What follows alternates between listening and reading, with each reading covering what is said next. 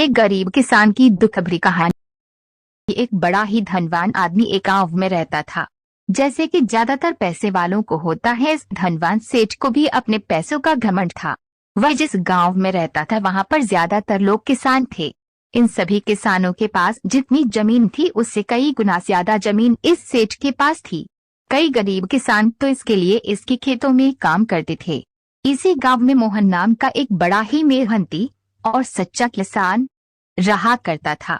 मोहन का परिवार थोड़ा बड़ा था। उसके परिवार में उसके बूढ़े माँ बाप, पत्नी और 3 बच्चे थे जो अभी काफी छोटे थे।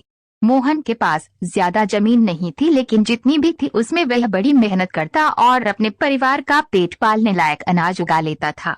बाकी के किसान भी ये देखकर हैरान रह जाते कि कोई कैसे इतनी सी जमीन में इतना ज्यादा फसल उगा सकता है। एक वर्ष उस गांव में काफी ज्यादा बारिश हुई, जिसके चलते कई किसानों की फसलें बर्बाद हो गई, जिनमें से एक मोहन भी था। अब मोहन धर्म संकट में पड़ गया, क्योंकि उसके परिवार में उसके अलावा कोई और कमाने वाला था नहीं और अपने परिवार को भूखा मरते हुए वो देख नहीं सकता था। वह जानता था कि इस गांव में अगर कोई उसकी मदद कर सकता है तो वह वही घमंडी सेठ है, जिसने गांव के कई अन्य गरीब किसानों या तो कर्जा दिया है या तो अपने यहाँ काम पर रखा हुआ है। हाथ पर हाथ धरे बैठे रहने की बजाय उसने इस सेठ के पास जाने का फैसला किया और एक दिन उनके पास पहुंच गया। सेठ के पास पहुंचकर मोहन बोला, सेठ जी आपकी बहुत मेहरबानी होगी अगर आप मुझे थोड़ा सा कर्जा दे दे, जिससे मैं अपने खेतों में फिर से कोई फसल उगा सकूं, या फिर आप मुझे अपने यहाँ नौकरी दे दे ताकि मेरे परिवार को 2 वक्त का खाना मिल सके। घमंडी सेठ को उसकी इन बातों से कोई मतलब था नहीं, लेकिन गाँव के सारे लोगों की तरह वह भी ये जानता था कि मोहन कितना मेहनती है और वह जिस भी खेत में काम करेगा वहाँ वह 2 फसल उगा सकता है। सेठ ने सोचा, देता हूँ तो शायद ये इस स्थिति में नहीं है कि मुझे वापस लौटा सके, लेकिन अगर मैं इसे अपने खेतों में काम करवाता हूँ तो मुझे जरूर दुगना फायदा होगा। सेठ मोहन से बोला, देख भाई, पैसा तो मैं तुझे दूंगा नहीं और मेरे पास सभी खेतों में काम करने के लिए कई किसान पहले से मौजूद है, लेकिन तुझ पर तरस खाकर मैं तुझे अपने खेतों में नौकरी देता हूँ, पर मैं तुझे इसके लिए ज्यादा पैसे नहीं दूंगा। बाकी किसानों को मैं 300 देता हूँ, मैं तुझे 200 ही दे पाऊंगा। मरता क्या न करता। मोहन ने सेठ की शर्त मान ली और उसी दिन से सेठ के खेतों में काम करना शुरू कर दिया। 2 महीनों तक नियमित वो सेठ के खेतों में जाकर कड़ी मेहनत करता और देखते ही देखते 4 महीने का काम उसने अपनी मेहनत से 2 महीनों में ही खत्म कर दिया। सेठ उसके काम से काफी खुश था, लेकिन वह कभी उसको ये जताता नहीं था। जब सेठ ने देखा कि उसका खेतों का काम अब खत्म हो चुका है, अगर वह मोहन को काम से निकाल देता है तो उसके 2 महीनों के पैसे बच जाएंगे, तब सेठ ने मोहन को काम से निकालने का फैसला किया।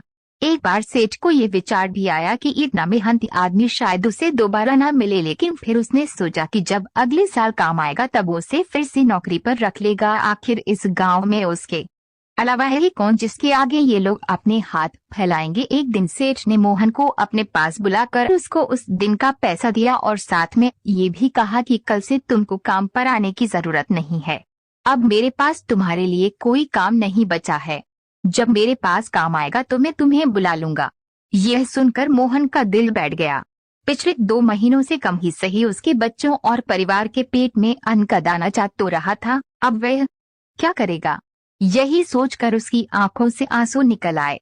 मोहन ने सेठ के पैर पकड़ लिए और गिड़गिड़ाने लगा, सेठ जी मुझे इस काम की बहुत जरूरत है, मुझे मत निकालिए। अपने मतलब से मतलब रखने वाला सेठ टस से मस न हुआ। उसने खरी खोटी सुनाकर मोहन को वहां से चलता कर दिया और मन ही मन 2 महीनों की तनख्वाह बचने से खुश होने लगा। अगले दिन जब सेठ सवेरे उठा और अपने आंगन में आया तो उसने देखा कि मोहन उसके आंगन में बैठा है। सेठ ने उसको पास बुलाकर पूछा कि क्या हुआ, तुम क्यों यहाँ पर बैठे हो। मोहन बोला, सेठ जी मुझे वापस काम पर रख लीजिए, आप जानते ही हैं मेरी आर्थिक परिस्थिति कैसी है, थोड़ी दया कीजिए। लेकिन सेठ ने उसकी एक न सुनी और फिर एक बार उसे बुरा भला कहकर वहां से जाने के लिए कहा। बेचारा मोहन अपना सिर नीचे झुका के वहां से चला गया। अगले दिन फिर यही घटना दोहराई गई। मोहन फिर सेठ के आंगन में बैठा था। सेठ ने फिर उसको वहां से जाने के लिए कहा। यही घटना अगले कई दिनों तक चलती रही। अब तो मोहन सेठ के हकालने पर भी वहां से नहीं जाता था और वहीं पर बैठा रहता था। एक बार सेठ ने उससे पूछ लिया कब बना हुआ था। उसने मोहन को अभी तक काम पर नहीं रखा और न ही उसका ऐसा करने का कोई इरादा था। एक दिन सेठ ने सोचा कि कुछ दिनों के लिए किसी और गांव चला जाता हूँ ताकि मोहन से पीछा छुड़ा सकूं। अगले दिन मोहन के आने से पहले ही सेठ अपने परिवार को लेकर अपने किसी संबंधी के यहाँ चला गया और वहाँ पर 10 दिनों तक रहने के बाद फिर अपने गाँव अपने घर वापस लौटा। घर लौटते ही सेठ ने आसपास हर जगह नजर दौड़ाई तो पाया कि वहाँ पर अब मोहन नहीं था।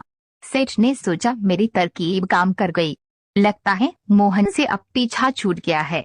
हालांकि अब सेठ के द्वार पर मोहन नहीं बैठा था, लेकिन मोहन का विचार अभी भी सेठ के मन में घर कर बैठा था। सेठ सोच रहा था मोहन इतनी जल्दी हार मानने वाला आदमी तो नहीं दिखता है। उसके साथ क्या हुआ होगा? क्या उसे कहीं कोई और काम मिल गया होगा या फिर और कुछ? इन विचारों ने सेठ को बेचैन कर दिया और आखिरकार सेठ को मोहन की खबर लेने के लिए गांव में जाना पड़ा। सेठ को मोहन का पता नहीं मालूम था, इसलिए अड़ोस पड़ोस के अन्य किसानों से पूछने पर पता चला कि मोहन घायल हो चुका है और अपने घर पर आराम कर रहा है। सेठ ने जब उसके घायल होने का कारण लोगों से पूछा तो सेठ को पता चला कि जब सेठ अपना घर छोड़कर किसी और गांव में गया था तब बंद घर देखकर कुछ चोर उसके यहाँ चोरी करने आए थे, जिनको रोकने की कोशिश करते हुए हाथापाई में मोहन चोट। आपका कहानी यहीं तक समाप्त। मोटिवेशन वीडियो देखने के लिए धन्यवाद। प्लीज चैनल को सब्सक्राइब कर दो और लाइक कमेंट करना भूलें। भी वीडियो लेकर आगे आने वाला हूँ शानदार।